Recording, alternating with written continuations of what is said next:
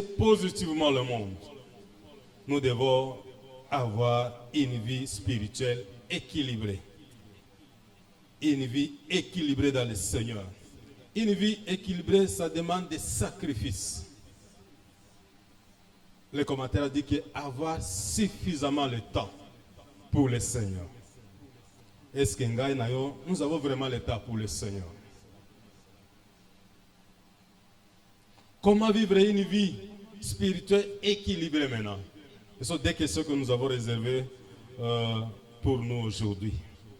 Comment vivre une vie équilibrée? Une vie spirituelle équilibrée. Après avoir reçu le Seigneur Jésus dans notre vie, nous commençons une nouvelle vie.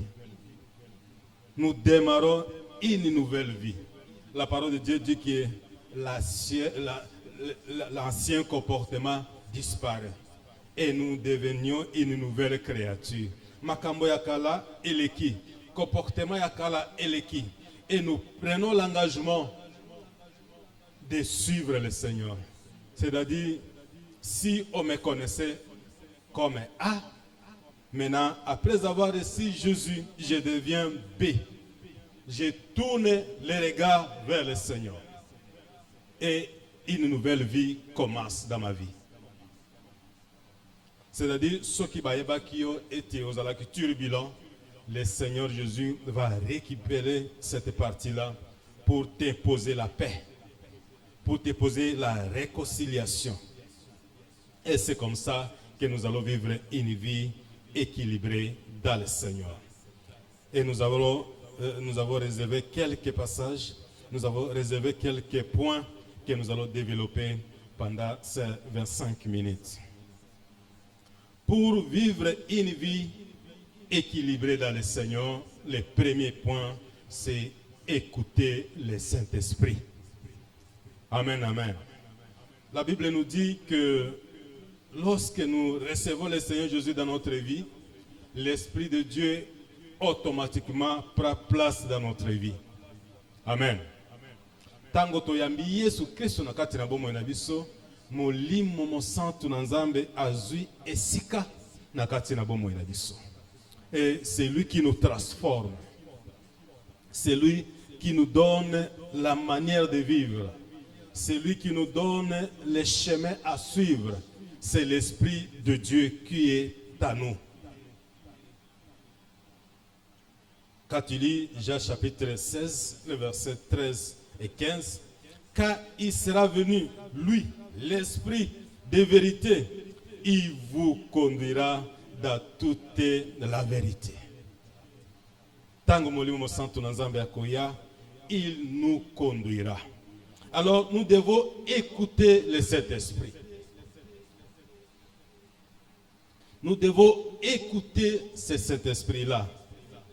Si nous l'écoutons, la Bible au verset 13 du 16e chapitre de Jean dit « Il nous conduira dans toute la vérité ». Si et seulement si nous laissons nos oreilles pour écouter cet esprit. Il nous parle. Amen, amen. Le Saint-Esprit de Dieu parle. Chaque fois que vous vous retrouvez devant une situation, l'Esprit de Dieu nous conduit. Il nous passe le message. Non, mon frère, attention. Non, ma soeur, attention. Ne fais pas ça. Ne parle pas comme ça. N'agis pas de cette manière-là. C'est pourquoi, pour vivre cette vie-là équilibrée, nous devons donner nos oreilles à l'Esprit de Dieu. Amen. Koyoka molimo santo. Molimo santo oyo alobaka. Le second point, c'est quoi? Une vie de prière efficace. Amen, amen. Ce que vous avez dans vie équilibrée dans le Seigneur, nous devons faire quoi? Avoir une vie de prière. Une vie de prière efficace et d'une manière régulière. C'est à ce moment-là que tu vas vivre une vie équilibrée. Une vie de prière doit nous caractériser en tant que les enfants de Dieu. Amen, amen. Kobondela. C'est ça l'arme que nous pouvons utiliser pour vaincre l'ennemi.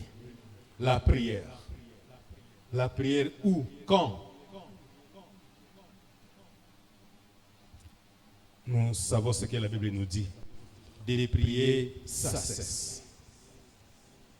Notre vie doit être une vie de prière. Partout. Ezala epai ozalaka. Nandako, na chambre, na musala, une vie de prière. Partout. Même en route. Nous devons vivre une vie de prière efficace. Le troisième point, c'est la méditation de la parole du Seigneur. Amen, amen. Kotanga liloba na Nzambe. Cela va nous aider à vivre une vie équilibrée. J'ai parlé au premier point, c'est écouter le Saint-Esprit. Le deuxième point, une vie de prière efficace. Et le troisième point, la méditation de la parole de Dieu. Kotanga liloba na Nzambe, koyoka liloba na Nzambe. Au cours de la semaine, nous avons des programmes ici dans l'église. Comme l'a évoqué la fois passée, les serviteurs de Dieu le dimanche. Nous avons les programmes les mardis. Nous avons les programmes dans nos cellules. Nous avons les programmes les vendredis. Nous avons les programmes des serviteurs les samedis matins. Je ne sais pas si vous participez dans quel programme. Pour écouter la parole du Seigneur. Pour méditer la parole de Dieu. Ou bien nous nous retrouvons seulement ici les dimanches. Nous allons croître comment? Si nous venons seulement les dimanches à l'église. Les lundis, les mardis, les mercredis jusqu'au samedi, vous êtes en train d'écouter quoi? On a dit la foi vient de ce qu'on attend. Ce qu'on attend, c'est la parole du Christ. Au cours de la semaine. Qu'est-ce que vous lisez au cours de la semaine? C'est seulement le dimanche que nous venons ici pour écouter la parole. Non. Ce n'est pas comme ça que nous allons grandir dans la parole du Seigneur. Mais plutôt le Seigneur veut nous voir d'une manière permanente, écouter le Saint-Esprit. Vivre une vie de prière et la méditation de la parole de Dieu. Le quatrième point, c'est la pratique de communion fraternelle. Amen, amen. La pratique de la communion fraternelle.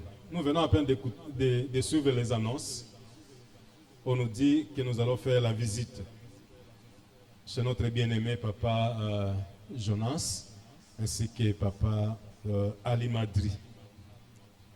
Bon, comme c'est la formalité, il y a ceux qui sont choisis pour faire la visite.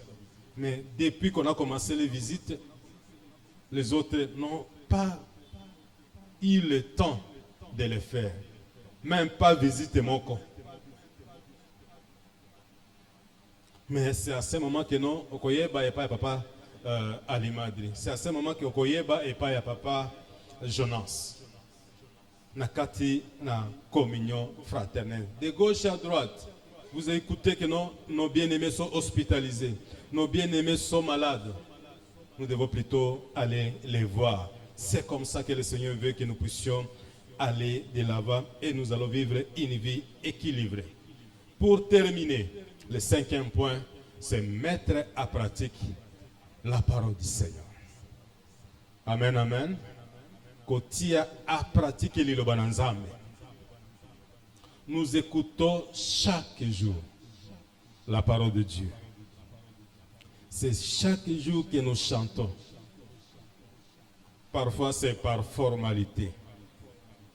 C'est parfois comme d'habitude. Ezalaka kaka bongo le dimanche, il faut aller à l'église.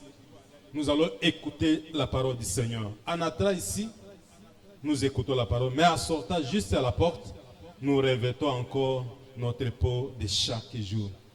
Nous ne faisons que tourner en rond. Un cercle vicieux dans notre vie.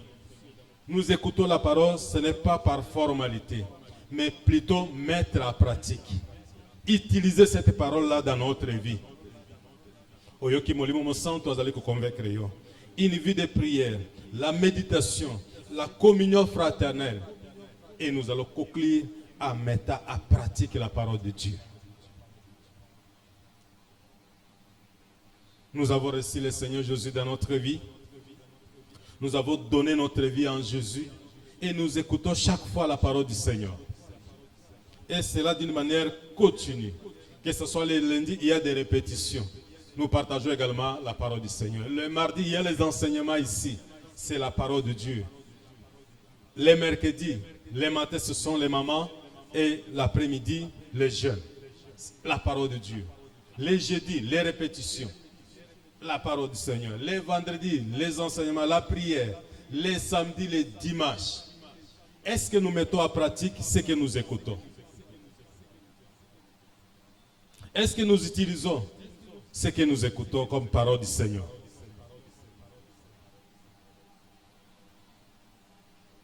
Que Dieu nous aide. Que Dieu nous soutienne. Parce que nous serons jugés conformément à ce que nous sommes en train d'écouter chaque jour. Tu avais écouté. J'avais écouté. Est-ce que nous avons mis ça à pratique?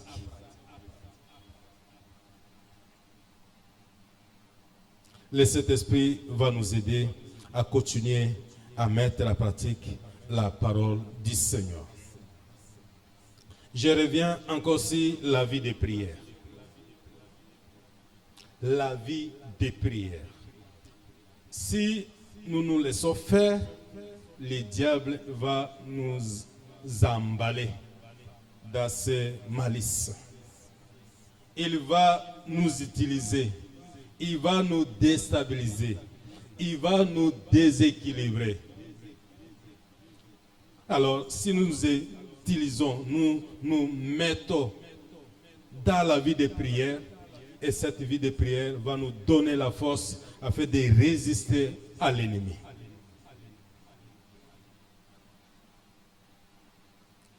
C'est l'Esprit du Seigneur. C'est la vie de prière qui va nous soutenir devant l'ennemi.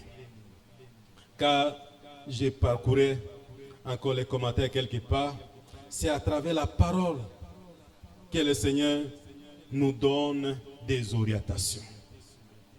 C'est dans la prière également que le Seigneur nous donne les méthodes à suivre afin d'éviter l'ennemi. Alors, nous devons être des hommes et des femmes de prière. Des hommes et des femmes de la méditation de la parole du Seigneur. Des hommes et des femmes qui pratiquent la communion fraternelle. Des hommes et des femmes qui mettent à pratique la parole du Seigneur. Je ne sais pas comment les gens vous lisent à la maison. Je ne sais pas comment les gens nous parlent de nous à la maison. Comment les gens nous témoignent dans les quartiers. Comment les gens nous témoignent dans nos services. Là où nous avons l'habitude de passer la journée. Quand nous tournons les dos, les gens disent quoi de nous? Est-ce qu'il y a un bon témoignage?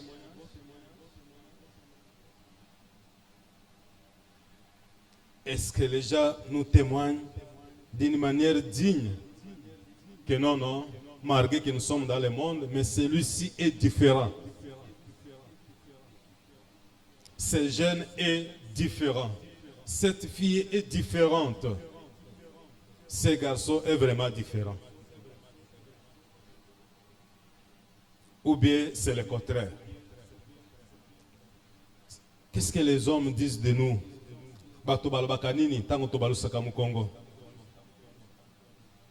Alors, nous devons mener une vie équilibrée dans le Seigneur. Dieu a besoin que nous puissions être équilibrés spirituellement. L'équilibre ne vient qu'en écoutant le Saint-Esprit. qui est à moi et qui est à toi également. L'équilibre vient lorsque nous nous basons sur la prière. Si nous nous basons également dans la méditation de la parole du Seigneur. Si nous pratiquons la communion fraternelle et finalement nous mettons à pratique ce que nous écoutons. Nous ne voulons pas vivre une vie qui ne donne pas gloire à notre Seigneur. Lorsque les gens nous voient, ils doivent voir Christ à nous. Alors,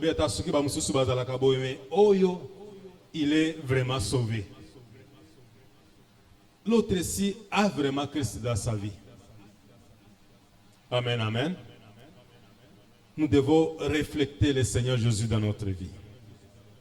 Lui qui s'est donné, lui qui a tout abandonné, il est venu prendre ma place. Il est venu prendre ta place sur la croix. Nous devons refléter ce Jésus-là. Jésus-là avait l'habitude de prier.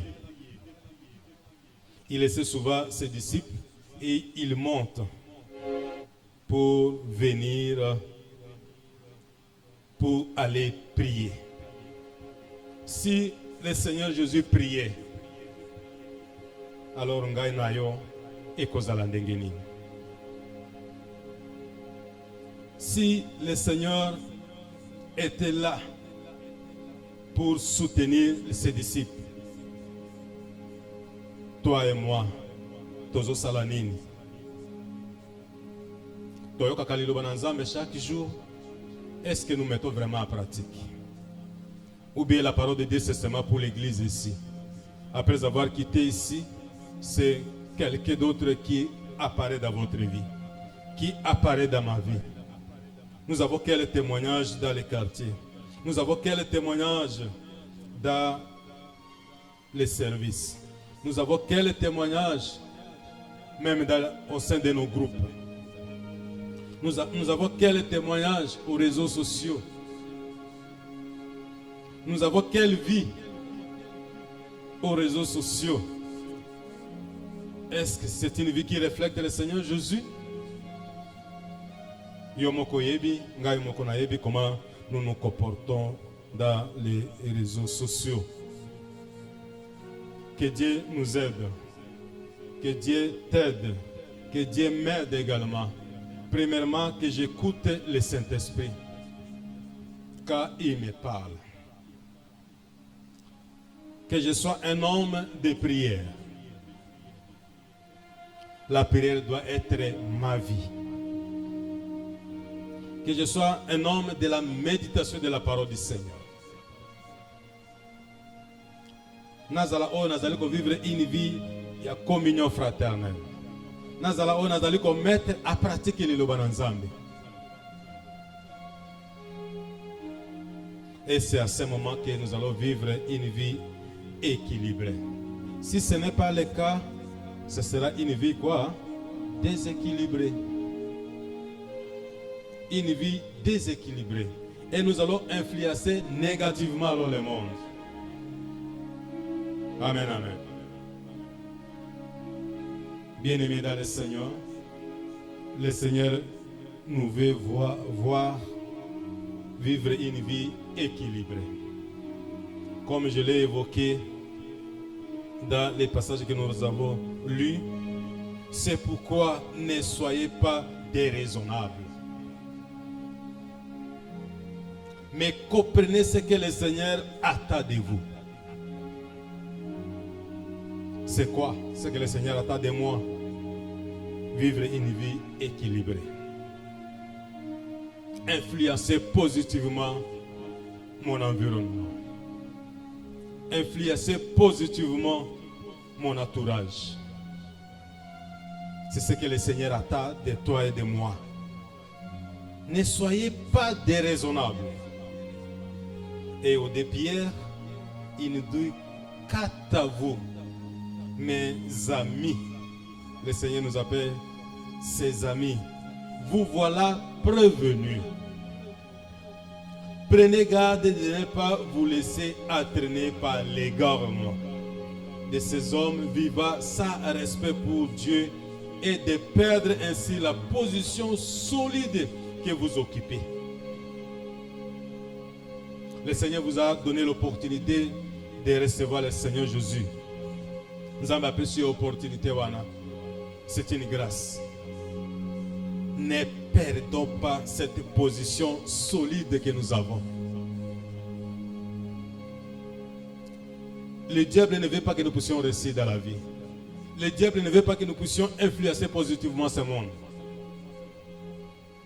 Mais les points que nous avons développés ici peuvent vous aider à lutter contre le diable. Parce que le diable alingaka mutu ya koyoka molimo mosantu te. Alingaka mutu ya mabondeli te. Alingaka mutu ya kotanga liloba na Nzambe te. C'est pourquoi tango lingika kotanga liloba na yo fungoli kaka chapitre ya liboso ya Genèse, c'est le pongi qui arrive. Déjà pongi et bandi. Nous commençons à bailler. C'est parce que le diable ne veut pas que vous puissiez avoir des connaissances sur le Seigneur.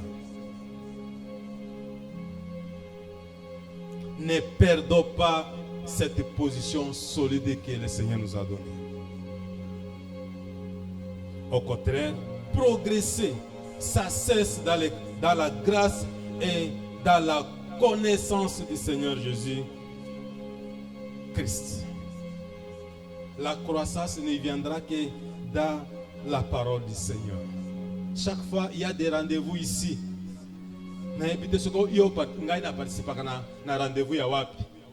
C'est seulement le dimanche que nous nous croisons ici.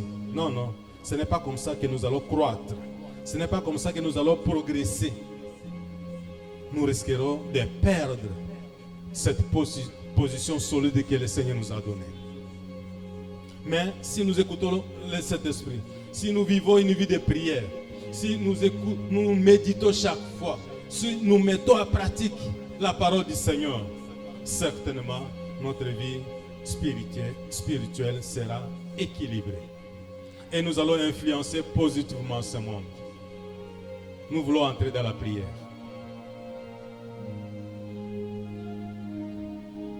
Dis Seigneur, je vais écouter le Saint-Esprit. Le Saint-Esprit qui est à moi, qui a cessé d'être actif à cause de mes péchés. Seigneur, donne-moi encore l'opportunité d'être restauré par toi. Je vais vivre une vie de prière. Je vais chaque fois méditer la parole du Seigneur. Je vais pratiquer la communion fraternelle et mettre en pratique la parole du Seigneur. Tu vas prier pour toi. Tu vas prier même pour celui qui est à côté de toi, afin que le Seigneur puisse nous donner une vie spirituelle équilibrée, entre tous dans la prière.